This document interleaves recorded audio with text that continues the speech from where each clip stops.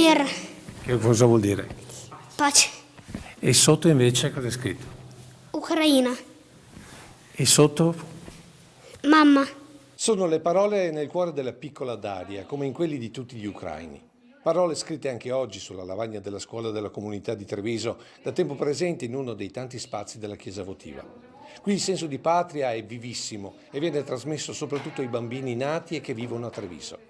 E anche qui arrivano i venti di guerra che però genitori ed educatori cercano di mitigare. Sì, sanno che cosa succede, però discutere troppo piccoli per discutere con loro è perché sarà una trauma. Perciò io ho capito parlando con bambini che non vanno in dettagli per non traumatizzare i bambini, perciò non immagino cosa sentono i bambini quelli che adesso a Kiev, sottoterra, nel metropolitano. Occhi che si fanno subito lucidi per la maestra Inna, arrivata a Treviso 20 anni fa.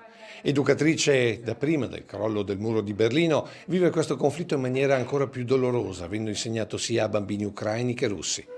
E ho sentito che ieri sera il nostro presidente ha detto che notte sarà pesante. Io da 2 notti non dormo, così non riesco neanche a mangiare. Chiedo scusa. Ma siamo nel terzo millennio, con bambini che sanno già fare dei ragionamenti da grandi, come Adrian, figlio di genitori ucraini. Cioè la Russia vuole l'Ucraina anche per il suo territorio, perché da ogni parte che vai c'è sempre petrolio, però so che l'Ucraina può ancora farcela. Ma è soprattutto chi sta nelle zone di guerra che cerca di proteggere i più piccoli, come i nonni di Denis, rifugiati da giorni nei bunker vicino a Kiev. Cosa ti dice la nonna e il nonno? Non lo so. Ma sei riuscito a parlarci, sì? Sì, Come li vedi, preoccupati? sì. Ma cosa ti raccontano di che cosa sta succedendo lì? Non mi hanno raccontato.